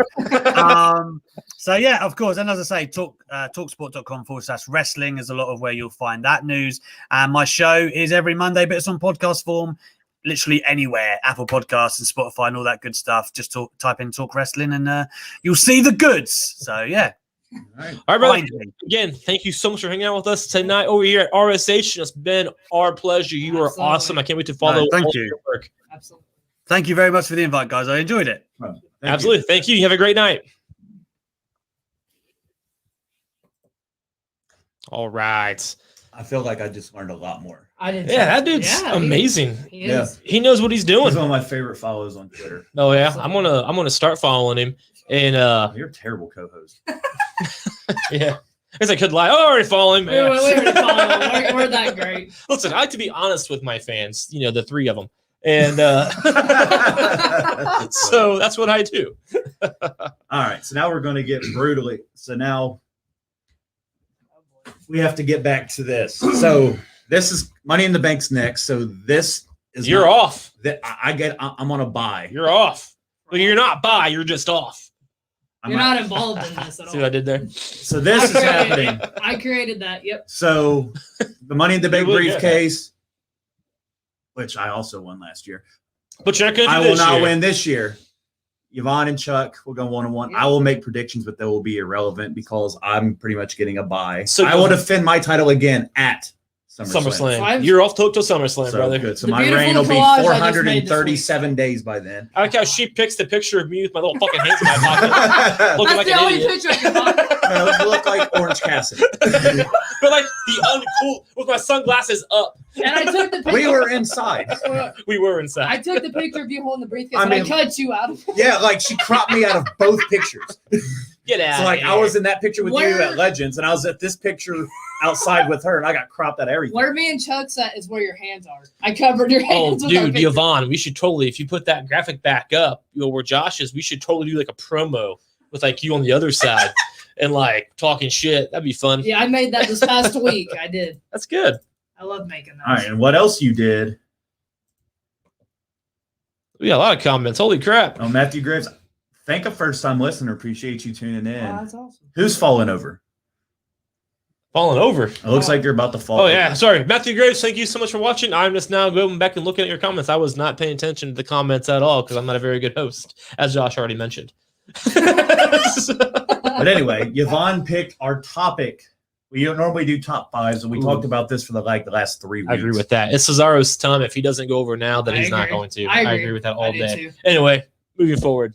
Sorry. So we were talking about we wanted to do SummerSlam cards before they started actually booking stuff. Sure, so sure, we sure. can't- Mhm. So we can at least say, hey, we predicted this correctly. Not, hey, John Cena just showed up on SmackDown, so obviously that's where they're going. Mhm. So Yvonne chose to do that this week. I dig it. So we appreciate you. Matthew said he watched a few times. Appreciate you very much. Oh, I see. In that picture that we showed, I was about to fall over. It looks like it, doesn't it? Because I'm so taller than these fools. I was like leaning over to like get in a picture with them. That's what it was. Shit. All right. Now we're getting off flustered. All right. We're all over the place. So we'll start with Yvonne's match card. So you want to start at the bottom? However you want to do Yeah, it. we'll start at the bottom. And then we're here. So Sheamus, we all know he hasn't had really an opponent right now. So with me, I've been thinking of the open challenges that's been going on with this title. Like Cena and Sheamus started doing this. So I think for my SummerSlam, Sheamus is going to come out and start talking like, hey, I'm too good. I've beaten everybody in the roster. I'll take on anybody. Open challenge. Keith Lee's music pops up. And he comes out and him and Sheamus fight. And Keith Lee's like, you haven't beat me. Matter of fact, you haven't beat me. Last time I was around you, I beat you. I think it's going to be Keith Lee. I think it's going to be some kind of open challenge. And then it's going to Keith Lee and Sheamus, which would be a great match. Then I Be got- new. Yeah. There's really nobody else for Sheamus besides Keith Lee to me. So Apollo, I got Sammy and KO. Obviously, I don't really see that ending. It's like it pauses and then the feud continues. So I think they'll be back in the picture with Apollo. All right. I could see something like that. Honestly, I don't see Keith Lee being around by SummerSlam. He's been gone mysteriously for so Too long. long, yeah. And there's drama around it. I don't think Mhm. we're going to see him until after SummerSlam. So I'm not going to include Keith Lee in anything on it. Sheamus, his opponent was the hardest to pick. It really is because he's really. I don't feel like he'll fight Humberto Carrillo. You know what I mean? I Like, didn't sure. put that. Like, I just, and Sheamus is going to have to get something. Like maybe how Alex said, maybe Hmm. Drew. Like maybe, yeah. I would could they be throw, okay with that. Would they throw Yeah. Drew in the U.S. Mhm. title picture and put another belt Yeah. on him right away? Well, Or I do you think even put him over Sheamus, I know. guess. I don't see why Sheamus couldn't be back in the U.S. title picture. I mean, Sheamus is champ. I mean, Drew. Like, would they just put Drew no. right back in the mid card? Like, I Oh. don't think that does much for Drew. No, I don't. No, that's a That's good why I point think. too. That's No, why I think the Fiend. yeah, I agree Yeah. with that. I don't think Would be a Drew bigger will be match. around a title. No, Okay, he yeah. don't need to be. So because he said Drew and Sheamus, you could pick that up, but I just think Sheamus doesn't need the U.S. If he doesn't have the U.S. title, you could do that. Wait a minute, is Sheamus U.S. champ right now? When did I win? I know. I He forgot won about it too. a couple months ago. He's had it for a little while. Who's the IC champion? Paulo still. Paulo. What? Where the fuck have I been? I know. I'm with you. Sheamus is U.S. champion. Did I know that? Yeah. When I was thinking He's like, it, yeah, you I did think so. I thought you did. when I was making my Summerslam, I'm like, Sheamus is champion. Well, he's Who been the off. heck? He broke his nose and stuff, so yeah. he's been off TV for a few weeks. I honestly, He was on TV. He is in a backstage thing this week, which I'm sure Hulu probably cut off. So he's Probably. on that. He's on Raw, right? Yeah. That's why. They probably cut his shit off. They Hulu. do. Probably Yeah, did. that's He was why. fighting Alberto That- Carrillo. That's it. I didn't know that. That's they cut the U.S. title off of the Hulu That's version of pretty Raw. sad. That's what it is. That's pretty sad. So All right, Yvonne. So she has the tag team so I division. got These matches I think would be very good. Styles and Omos versus RK Bro. And then the triple threat. I got a ladder match. I got a stipulation for this one. The Mysterios versus the Usos for Street Profits. I don't see this being a regular singles tag team. I think there's going to be like a ladder match involved in this. That match would be great. And so, you know, This would be the match that would have to kick the Mhm. show off too. Yep, and this is absolutely going to happen. My prediction is, I think I said it last week even, Styles and Moss lose the belts to the RK Bro, Mhm. and that's the first night that Riddle goes down doing his pose and Randy does his pose Yep. behind him. That's the Gonna be their night. SummerSlam all over it, man. Yep. Yeah, because they're teasing the tension now because Oh, boy. Styles Riddle, Is in money. great match on Raw with Great Drew There match. we go. McIntyre. I watched all of it. It was And good. Good for Riddle.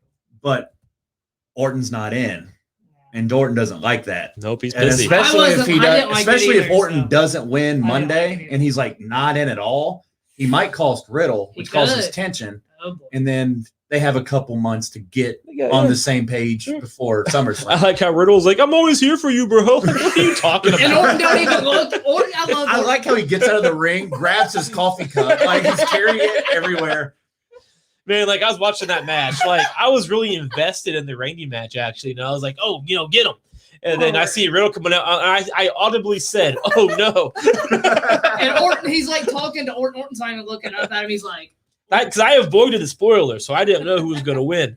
So I was like, oh no, That would be Matthew. That'd be a hell of a turn. Riddle turn on Orton. Yeah, That'd be unexpected. Yeah. if that happens, it's not going to happen until after. It's gonna be the after other way. It's SummerSlam. gonna I be think Orton. they got to have their crowning moment of winning the tag Then title. it's The gonna moment be when good. Randy does this over Riddle's pose, I'm telling you, that's what they're leading up to. It's going to be Then money. Orton's face You know what's reaction funny? changes. I could honestly see Riddle winning the briefcase. I'd be okay with that. I would Vince say, loves yeah. him. Sure. It would add layers to Sure it his would. tag team It with would, Orton yeah. too. Orton be like, "You mother," like him. Sure. Yeah, You know, did. we're being thinking- jealous over. I just said He he'd would. be jealous. What if he's like, you know what, dude? I respect. Like Take you it. won. I Fair and respect square, you, Yeah. and I'll help you get where you need to go. Sure. And then when Riddle gets there, Takes it. done with Orton. Matthew, you Well, might right? have just like I that think would he work. did. I would be okay with it. And then somehow Orton goes face. But would they churn Riddle heel though? Like, would They that be a could. good call? They could. No, I don't think so. They could though. I don't think it'd be a good call right Dude, now. I love when he said, I need to win that briefcase. I got to put my stash in it. Yeah. It's The like- Burger King thing. my Whopper. Yeah, is he's like- Randy's He's like, like, what? your stash. He's like, I take my Whoppers everywhere, bro. The Burger King tries to take it. Jesus And Christ. Orton's like not even This is looking at him. so unreal. Poor Orton. I agree. I think I had the same thing on mine for these two. I really like the ladder match edition. I don't think I had the ladder match, but we'll get to mine. Sure. But I think that would be a great match too. And this is how you Mm-hmm. get the Usos the titles back. Yep. Absolutely. Yeah, man. Like that's one thing. So, do we agree that Jimmy is like acknowledging Roman now going Mhm. forward? I think so. I yeah. think so, He too. did on Friday. He And- did. right. He raised his hand. I still saw wouldn't be that. surprised if we get Jimmy versus Roman at Money in the Bank. Roman See, like- needs one more opponent. That's the thing. Like, because Roman isn't doing anything until SummerSlam, Right. as Right. of right now. Yeah, so like he needs We have one more One month more. to do something so else. Yep. Raw found Kofi. Yep. That's good. No disrespect to Kofi, but it's filler. Like It's we filler. know It's a Kofi's filler. probably not going to go over. He's It's not. filler. It's COVID still. And There's then- no fans. We have SummerSlam coming up. It's fucking filler. And It's a then filler. who do you throw against Roman? Do you waste a Big E? No, you don't put Big E in No, that match not right Big E. then. No You way. don't put Cesaro back in that. He just lost. He just You lost. don't do a one-off with Seth. There that is- makes That's- zero There is sense. No. nobody for him to fight right now. On No, I feel like it's got it That's- serves multiple purposes. That's what I'm asking about Jimmy. Yeah, Jimmy it makes sense serves to me. multiple purposes too, because it keeps him and Jay away from the tag belts too. Because Sure. you don't want them. They were just almost won. you keep them away because that's a SummerSlam thing as well, or at least down the road they're going to win those belts. I think Jimmy somehow, I'm curious how they're going to get there because Jimmy just acknowledged him, I guess, last Friday because he came out and raised his hand and everything. Sure. Because he won clean. Roman had no help. No, yeah. So I was going to. I'm curious how they get there, but I wouldn't be surprised if we get Jay again. It's just something Because Jay's MIA right now, right? I think it'd be easy because Jimmy still wants to be the tag team champion. What if you do a triple threat with all three of them? Roman beats the living hell out of both of them. And then they're like, all right, bro, you're the guy. Poor Jay, but yeah, I can see You know what I mean? Like, yeah. like Jay just ran off. He comes back like, fuck y'all. And He's Roman's such a like, little bitch. you can see Roman like, listen, man, I've tried with you two. We're on good terms. Then you're pissed off. We're on good terms and you're pissed off. I'm going to teach both of you a lesson. Money in the Bank, I'm fighting both of you. I'm going to kick both your asses. And when I do, you're going to acknowledge me. He's going to rack them and stack them. Like you did Edge and Bryan. That would make sense. That's what's going to happen. I can see that. The Friday after that, they're like, all right, bro, we're all in. And then there you go with the bloodline. And that'd be 2 times, and he literally just beats 2 guys and fucking stacks. And you could promote those shirts a few times. Yeah, that's what I'm saying. Like, yeah, man. Because there's literally nothing for Roman besides that. Hey, Matthew, appreciate it. He said, you guys ought to be booking for real. Dude, hey, they just hired a writer with no experience. And she said, oh, I love Bobby Ashley. Yeah, like that's great. Yeah, I love Bobby Ashley. I would say the same thing. More like Bobby. She asked on Twitter. She put on Twitter. I was listening to Busted Open on the way here. She's put on Twitter, man, I'll finally get to learn what a heel is. And she spelled it HEAL. Dude, she's trolling the fans. That's all. She has to be a blonde. That's all she's doing, dude. I would talk it, but I wouldn't write it like in a paragraph. I'd spell it right. All right, Yvonne, let's get to your upper card. It's kind of loaded, so that's what she said. Oh gosh. All right, so I got the Fiend versus. I know we talked about it on the show. So who's Willow? For people who don't know, not for me, for the people who don't know. Jeff Hardy's character that he from TNA. TNA. Yep. Jeff's pitched this multiple times. This could be a way to get Bray back on the. Yep. And Jeff's I think probably on his way out. Yep. Sure. So they spoon people over. Bray kicks his ass. Yeah. And the Fiend can go back in his past against Jeff Hardy and be like, this is what you've done and all that kind of stuff. That'd be a great match. McIntyre and Edge. I got Edge going to Raw in my SummerSlam, and then McIntyre's not gonna have nothing to do.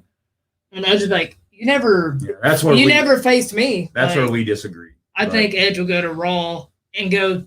I think Edge has wanted maybe to fight McIntyre. I know they've been in the ring together talking about it, but they had a few Rumble face-offs.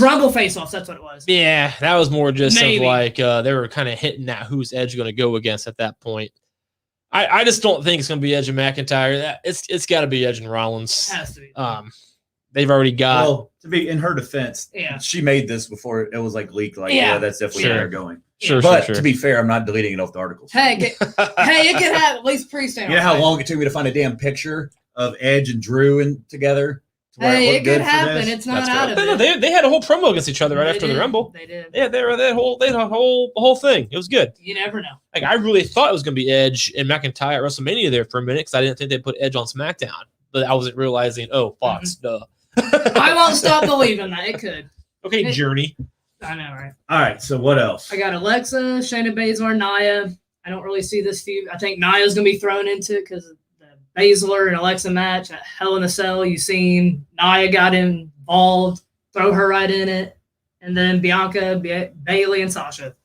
That's going to be for the women's. Yeah. We were talking to Alex about Bayley being left. She's not on my card. You know why?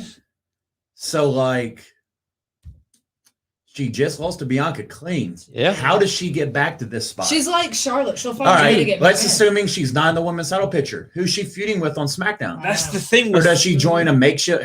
Did you throw her and Carmella together and fight? Natalia, I don't know what's going on with Bayley, but something because she was super hot as a heel. She's awesome. Yep. And then she lost it, and then she kind of went away. Then she came back. I just feel like her feuds end too soon. But then it's just this ding dong bullshit. Well, that's over. It's over. It's over. It needs to be over. No, good over, not canceled. I did. I was with them. But it's not good though. Maybe it's over to general fans, I guess, but it's not entertaining. It's really obnoxious in a bad way, in my opinion. And I used to hate Bayley. Yeah. And then I liked Bayley when she turned heel, and now I hate Bayley. I like it better when you don't like Bayley. Yeah, I don't like Bayley anymore because of this weird bullshit. I don't think Vince knows what to do with her, and and because I think that shows her not being at WrestleMania. Yeah, but I don't like it when you like Bayley. Well, she's a good bad guy. I also don't like it when you like Brock.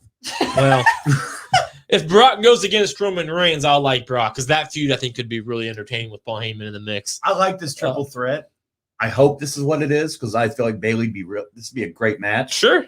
I just don't know how they get there. She is less clean. I know that it's WWE, so you can. It doesn't matter. Do a fucking like you can get there, but I mean, Seth Rollins trying to do it live. Cesaro just lost clean. It's not a big deal. No, but that's the prolonged. Like I feel like him and Seth are going to be money in the bank, and that's going to be. But he still lost clean. I mean, if Bayley fought her again, she could win. Since I'm not counted for money in the bank, my shit's going to be outrageously picked. I'll be able to go out on limbs now. Just see what happens. I'm safe. See what happens. With me, I look at Bayley like a Charlotte. Charlotte always finds herself back into. I really hope I think Bayley's that same way. She's like, I'm the best. I'm the face. I broke records. I think Bayley's just going to find. Bayley really deserves. She does. A prime slot at SummerSlam. Losing clean, I don't. What if she beats up Cardi B? I don't want to see Cardi B. Why is she not in prison? So Cardi Bayley, B, please beat her up. Her song is the theme song of SummerSlam, which is embarrassing. Poor, embarrassing. It's embarrassing. The fact that song was like a big hit in America. See, that's what happens when you say that fucking term. It literally makes you vomit. It's so embarrassing. Archie censoring me like, don't fucking say it. Don't even say it. Bayley, please beat up Cardi B, please. Like in the movie One, dude, that's Idiocracy is taking over. I do the Michael Cole thing. Or I'd have Michael Cole be able to pick somebody to represent him. And then that's how you do it. Okay. All right. She's been yelling at Cole since, I know. if you remember. I know. For a long time. The first night after COVID, like the first Smackdown, she was like, I hear you, Cole. Yeah. And remember, because Triple H was like, I do look, I'm the fucking cameraman. Yeah. And it was great. And then Triple H was like, he's going to get you. And that she's just kept that going. Right. I think that was organic. I don't think Vince I agree. Yell at Cole. It's like, no, I think it was organic. And you could pay off the best. The only undefeated person on the roster at WrestleMania, Michael Cole versus Bayley. Yeah. Sure. You for that. I totally forgot that Triple H did that. Like Triple H did the very first night. Yeah. Probably thinking this is the only time we have to do this. Not realizing for the next year and a half. Yeah. He's like, shut Cole, I'm trying to get a good shot. It was amazing SmackDown too. If not put her in this, put her in that. One of the two. There we go. Bring back the coal mine. Coal mine. Coal mine. Oh, 2011. That's funny. That was a year, wasn't it? All right, Yvonne. So the big money matches right here. So we got Lashley versus Brock, WWE Championship, and then got Roman versus Cena, and then Rhea versus Becky versus Charlotte. I agree with that one. And Charlotte's going to weasel herself in this, just like Bayley. She missed WrestleMania. They're not keeping her off SummerSlam. She'll somehow get added to this. I'm excited to see Becky come back. I am too. I can't wait for the pop. I am too. Oh, yeah. She's going to get like an Austin fucking treatment, dude. She will. She's going to come in all excited. I feel like they're like, I thought she'd be in Money in the Bank because then she could, like, I just figured WWE, like, take it. Mommy in the Bank t-shirts, like. Oh, shit. I'm wearing the man shit. right now. I got the man on right now. That would have been money, but. That could Raw has their, unless she goes to SmackDown, which I doubt. I highly doubt. Raw needs her. She got drafted by Raw. Maybe Fox is like, hey, we want Becky. Listen, Fox. And they have. Listen, USA, you want more pool? Pay him $1 billion. You'll get more pool. Yeah. Yvonne. Start doing sports on your channel. So all three of our cards will be on an article at some point tonight. We'll finish it after we go off the air. Mm-hmm. You guys, I'll put a Twitter poll out. I'll do it for a week. So that way it'll be over next week before we go live. You guys can vote on which card you like the best. Just for fun. Nothing comes of it. Nothing comes But you can check that out on whatthebuzz.com. I agree with that. That was good. Yeah. Mommy in the Bank. Royalties. Yeah, Yvonne, pretty good card. The only thing, well, I already told you, I don't know how you didn't have Seth on your card. I couldn't find nothing for him. I didn't want to throw him in Cesaro. And I know, I didn't want to throw him. He's not going to be on the card. Right. You need to find a place for him on your card. I didn't have him for Cesaro. I didn't want to see them fight again. I really don't really. All right, so let's get to the money card here. Money. I agree with Keith Lee, but I got a fatal four-way. Sheamus, Keith Lee, Priest, and Ricochet. Okay, you're using all four of these people. The shittiest part is this Damien's hurt. He'll be back on Monday, they said. He had a back injury. Okay. He worked hurt during Mania. Right. He worked hurt during Mania, and he has a back injury, but he'll be back in a week. No, he's been out for like a month now, though. Like he's okay now. All right. Hey, I'm just reading reports. I didn't have Priest on my card. I feel like back injuries are a big deal. Listen, I think this would be a really good match. The only issue is this would be a pre-show based on how stacked my card is. No, fair enough. My card, it's on the pre-show in a good way. It's like The Rock and Donald Trump on your card. Both I said my card was good. No, you said it was money. Is what All I right, said. So Vin Diesel and John Cena. Oh, Jesus Christ. All right, the Raw Tag Team Championships. Oh boy. Fatal 4-Way. AJ and Omos. RK Bro. Mason T-Bar. And New Day. I don't say how the fuck you keep the New Day off SummerSlam. They're the New Day. Like, they have to throw pancakes and shit. You have to have the entertainment. Be annoying. I think these are not elimination matches either. They're throwing toast now. That was just because they were trying to be fucking funny. They're But this is where RK Bro pins somebody off of Mason T-Bar or the New Day, and Omos and AJ don't have to take a pin to lose. But then this is how you get the belts off on RK Bro and off them without them having to take a pin. Now, speaking of Ricochet, I really liked his pants on Monday. Ricochet was that was a great match. Him and Styles are very good. I love that match, and I love Ricochet's look. It's like they did. I'm excited to see. I'm assuming we'll get Money in the Bank qualifiers tomorrow, since we got someone Raw. So I'm excited because I'm guessing Cesaro, Seth, Sammy, maybe Apollo will be probably the same formula too, with a couple of upsets. Yeah, that'd be cool. I'd like a Money in the Bank where like all 8 of them are like guys that this would put over. Right. But you're going to have a Seth or somebody in there. You have to have like. Oh, you have to have somebody make it worthwhile. You have to have a Mark, like an upper echelon guy in there. Sure. But then I agree with you, Vaughn. I don't have it in a ladder, but Mysterio's, Usos, Profits. I think you can't keep the Profits off the card. See, dude, I would like that a lot. I would like to see like a TLC ladder match. You know, they made that famous at SummerSlam and WrestleMania. I would really dig that. I don't really see that happening. I just have it straight up. But I hope so. Yeah. I just think we're going to get some kind of match like this. Sure. I agree. agree. These 3 teams. All day. Bianca versus Sasha. This is where I'm like, sorry, Bailey. I just don't know how they get there. But I know Sasha Bianca 2 is on the horizon at some point. And why not do it at SummerSlam? Yeah, I'm kind of over Sasha Banks. I liked her. She's been around. I know. She's busy doing Star Wars. I know, and I'm fine. And winning awards. I don't miss her, is what I'm saying. But like I'm cool with her being gone. Disrespect for the blueprint. Natalia and Tamina. I didn't say mine about that one. I forgot. Versus Alexa and Lily. Who's Lily? I don't know, but they got to get us there. That's a good question. She's in timeout. I mean, she's not. Please. Listen, she just debuted a new entrance, right? So listen, though, you think Lily will be a person? We thought that Sister Abigail would be a person for a long time, and that never happened. No. So you're going to say the same thing about Lily? Yeah. That's risky. Well, Sister Abigail hasn't been brought up in like 5 years. Sure, either. But no, she was brought up for a long time, and we always thought she'd be somebody. She just debuted a new entrance theme, right? Who did? Alexa on Monday. Oh, gotcha. Okay, yeah. Lily's all over the Tron. Sure. She's like the face is gimmick split. Right now. But like, if Lily wasn't going to be a thing, like if she was in timeout and that was WWE's way of like bad idea, let's move on. She wouldn't have her fucking face everywhere, and they're in production of making dolls of her. Right. So like, it's going to be a part. Make it a person. Or the match is still like that, but it's legit just the doll on the apron at the ring post. I could see that. That could be fun. Listen, it's like Alex said. Sometimes you're going to see shit and you'll be like, what the fuck? That would be funny if they actually did. It'd be like when they booked Vince and God, or Shawn Michaels and God versus the McMahons. It could be Alexa Bliss and Lily, and it legit just is the doll that she Vince buried down. God on a pay-per-view. Yeah, he did. Like, stop it. And he's still a billionaire. Yeah. Pisses me off. That's the only thing I didn't say was the women's tag team. I had Natalia Tamina versus Mandy Rose and Dana Brooke. I think, to me, they're going to get... Who needs a new gimmick? I know. Matthew Graves? I know. You ain't talking about I know people sick of Mandy Do you Rose not like Alexa Bliss's gimmick? You can be honest with us. Yeah, you can. But if you don't, I'm going to make fun of you a lot. I just realized I forgot to talk. But it's on there. Judy Bagwell on a pole. All right. Well, that's not in mine, but right here. Edge and Seth. Story writes itself. We talked, I think it was off air before we came on about. Sure. Remember Becky called out Edge, and then Seth I think curb stomped him into the Money in the Bank briefcase. He's talking about Sasha. I agree with Matthew. No, Sasha sucks. not Sasha's amazing. Anyway. But anyway.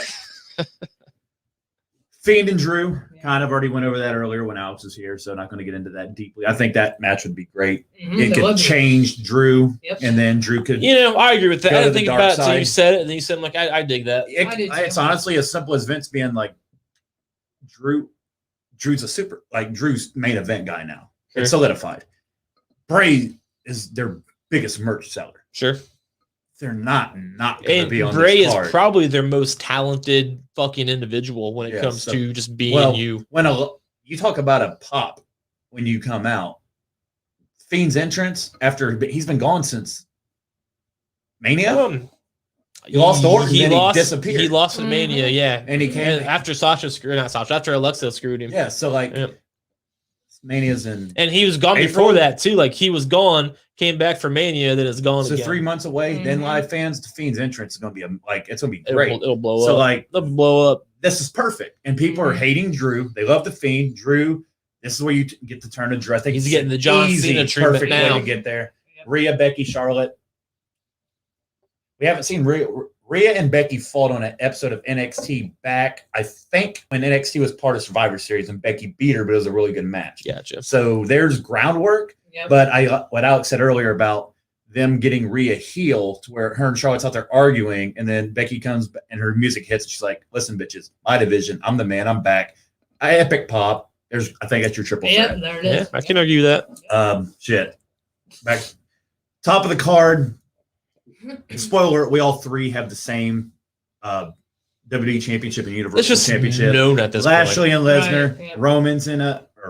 Roman Reigns and Cena. Cena was on Jimmy Fallon last night. Did you see where he was like, "Yeah, I'll be back. I just not know when." Cena did, last night he said that. Last night on Fallon. They talked about it on Bust Open. They're like, "So what's that mean?" And they're like, "He's coming back for SummerSlam." Like, the fact that Reigns already called out Cena and The Rock in the same sentence pretty much made SummerSlam and WrestleMania a done deal. Exactly. And here's my match that's like never going to happen, but I did it anyway.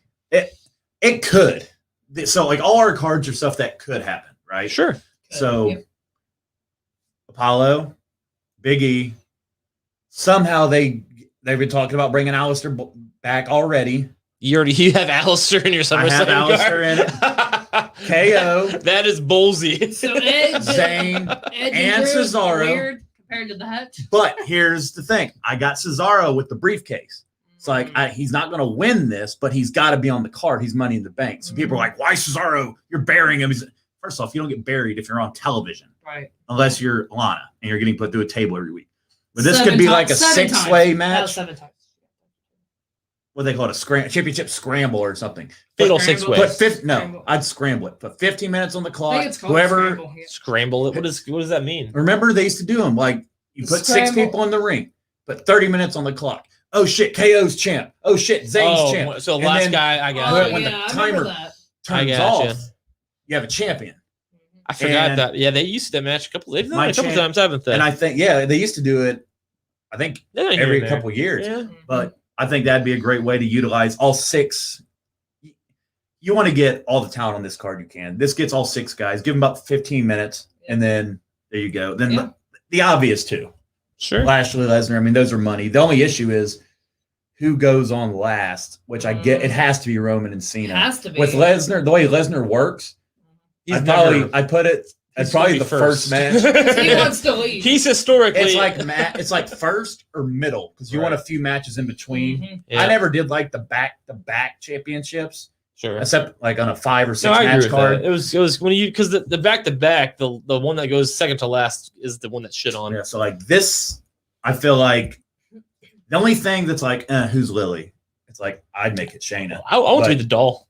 It's like have her walk out the doll and just stick her by the ring live post. fans are back, so they can't do all those shenanigans anymore. But like, you don't have to do anything. You just still have Alexa win with her powers, but you just have. What if she like look at the doll? Like, yeah, and then maybe she'll like maybe she'll tag it or something. I don't know. They could do something. What if they turn Reginald into the doll? He already has. He has the same hair. He's already been doing that weird shit. Yeah. So. Vince is a huge fan of Reginald. I liked Reginald too at first. I'm kind of over him being with Nia, but I hate Nia. So I agree. Sense. Yeah. We talk about this all the time. The term "buried" is the most. overused term in wrestling, and I don't think wrestling fans understand what it means. Only a to few be wrestlers buried. have been buried, and most of them have been either by the Undertaker or they buried Yeah. the Undertaker. So, like, And they buried a live match. You know, the word buried, I agree, is overused, but sometimes I don't think it is overused. Sometimes you can tell when somebody's getting shit on. And so losing a match doesn't mean you're buried. But if you're not in a match for weeks, then you're buried. That's kind of how I look at it. If you can tell when you're being shit on when you're being used. You can't win every match. No. We have matches every night. Not everybody can win every fucking match. Right. No, they can't. As long as it makes sense, it doesn't matter if you lose clean or not. If it makes sense, then it's fine. Yeah, that's my card. I dig it. My card's not made yet. We're gonna make it after. Yep. So you guys will have to go to whatthebuzz.com to see Chuck's exclusive card. You Exclusive. can't even see it online. You can't even see it live. Not good. It's going to be pretty much a combination of these two cards. So go to whatthebuzz.com. Check out our it should be out sometime tonight or early tomorrow. The link to tonight's show's on there. If you want to rewatch whatever, obviously we just went in depth on why we picked these matches, so that stuff's out there for you. And yeah, that's pretty much it for my card. I dig it. That's all good The stuff. only issue is like our cards are like 12 matches. Like they're not going to do that. There's like 7. But Probably. But they'll if split it up. if 3.5 hours with 11 matches. But they may have one of the main events on SmackDown and Raw, so that splits it up. We're gonna put Brock and Lashley on SmackDown. It's like that's the Raw title. We don't care. Yeah, why not? Let's just do it. And then USA will be pissed. So okay, we'll just put Lashley on there. It'll be fine. I think it'd be interesting. And no NXT, but I don't think we're gonna get any crazy call-ups till after SummerSlam. I would agree. I think SummerSlam, like the Raw after SummerSlam, is going to be like the Raw after Mania. Sure. And I agree they with also, that. I think, have a takeover, which I'm guessing is going to be that. I would assume. How the fuck do you do a takeover on a Friday night Well, when SmackDown's there? Maybe they won't. Maybe they won't do a takeover that weekend. They probably. Maybe they do it the Sunday before. Because they've been giving them that. Yeah. They've been doing it a week. They've been giving them their own weekend now. It could be. Because you're going to have a takeover, so you're probably going to have. I do want to bring up Cross and Bronson Reed both work matches on WWE main event this week. So Vince, the reports are Vince wanted to get a closer look Vince at them. wants them. So and they're both champions, aren't they? Fucking Johnny Gargano versus Cross they just turned Gargano babyface Tuesday, dude. I was so fucking happy. Organically as fuck. Hell yeah. So Johnny Gargano is going to take the belt off Cross, so Cross can go to the main roster. There it is. Swerve Scott's going to take the belt off Reed, so Reed can go to the main roster. And NXT, fucking Johnny Gargano, right where he belongs, by the way. Once again. There it is. The way. Oh, it's the only way to be. That stupid way. That is the greatest stable in wrestling. That's just stupid. The way. Him, Austin Theory, and the WWE NXT Tag Team Women's Tag Team Champions, Indy Hartwell and Candice LeRae. So all the gold. Will Austin's theory ever be proven? Yeah. And their little headband fucking is dad so joke. annoying. I need whenever I find employment, I'm gonna buy me the way headband. Austin Theory acts like a little kid pointing. I mean, dude, I like Austin Theory's awesome. He just and he's like 22 years old and he's already been in a Mania. Like because he was in Mania like last year or something. The year before the first pandemic Mania. Yeah, he's good. He good teamed up with. He was with Did he Rollins. run with Seth? Yeah. It's like. And he ran with Vega and Andrade. She brought him up to the main roster. She did. Yeah, he's got talent, dude. He does. He's a young guy, but he's got some I talent. was very happy about NXT again this week. I was. We didn't have time to get into it. We had a loaded episode We today, did. but we'll get into it more in the future. But another great NBA playoffs. Dude, they got like 9 million viewers Tuesday night. Again, and NXT only lost about 30K. So like I was like, I'm surprised NXT didn't lose a shit ton more. Like dude, NBA sucks. It's the playoffs. Who's watching the NBA? 10 million people. Idiots. I was one of them. Idiots. But AEW's numbers went up. SmackDown, like Alex said at the beginning, hit over 2 mil. It was like their highest rated show in a while. Since all of that. That's pretty cool. But I do think it's funny. Raw lost about 21K. Of course they did. And they had a hell of a show. And that's how it goes with Raw, because if you have multiple bad shows, people are going to stop watching. Yeah. So then you realize that, so you do a good show, but you're 1 week too late. That's where it's like. So that's how that goes. It's like that's what worries me about Cena. Yeah. It's like, I know, but like if you bring Cena back, what show do you think Vince is going to want to pop a rating on? It's going to be Raw would be so Cena's going to fight Roman though. No, so it'll be. What if they fucking swerve us and it's Lashley versus Cena and and Reigns versus Lesnar? Dude, I want the Reigns and Lesnar, so I'll be all for it. But they could trick us. The fact that SmackDown is on Fox now, I think you know what? You could have Cena come back, cut one of his hero-ish promos on Raw, and that's it. Nobody calls him out. Sure. Then he comes back to SmackDown for the first time in forever. Then Roman's like, hey, remember that time you came here because I couldn't do my job? Sure. I'm doing my fucking job now, bitch. Now what are you doing in my ring? What are you going to see? I gotcha. All right, y'all. Hope you all enjoyed the show tonight. It was loaded. It was awesome. And it was a lot of fun. If you haven't watched us live, you can always listen to us audibly on Spotify, Apple Music, wherever you get your podcast. And also, please, if you would, I'm not going to actually beg you, so take that please away. But we would love your comments. We'd love your likes. We'd love your shares. We'd love your subscribes. So do all of those things. And be sure to check out all of the podcast and written articles over at The Buzz at whatthebuzz.com. Joshua has some amazing articles over there. He does a lot of work. And so does a lot of other amazing individuals. So go check that out. We have all kinds of shows, whether from football to soccer to hockey to other wrestling shows that are really good, just not quite RSH good because, we're the main events. But Working Fans Podcast, they are doing their 100th episode this Saturday at 1 p.m. Eastern Standard Time. So be sure to check them out over at The Buzz too.